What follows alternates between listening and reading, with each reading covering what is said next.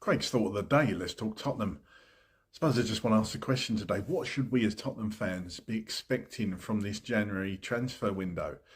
We've seen time and time again, and admittedly not just Tottenham, clubs struggle to get in big name players, important players, I suppose, as previous managers have called it. Is this January window always going to be a bit of a letdown? I suppose we'd all ideally want 4 or 5 players through the door. Is that achievable? Probably not.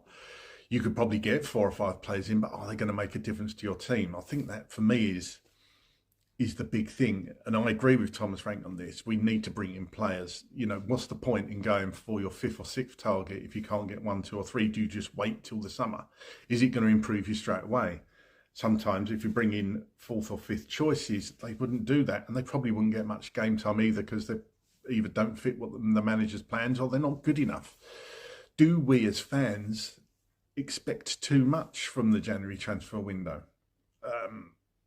Personally, I don't think Spurs have got a choice this January transfer window other than to go all out, spend the money on these players that they want and go and get their top targets. I don't think we can afford not to be honest with you. The club are going to want European football next season. We're lucky in many regards that the Premier League is so bad this year that we are within touching distance of the top 5. After all our results, the bad results we've had, the clubs above us, everybody's beating everybody else.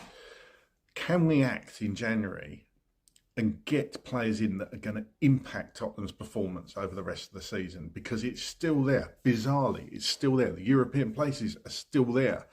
Even the Champions League spots, although, if it comes down to 5th, we're not that far away from 5th. Can you imagine, after the season we've had so far, actually getting Champions League? Sounds stupid to say, doesn't it? I think we're probably more likely, if we're going to get Europe, we get a Europa League spot.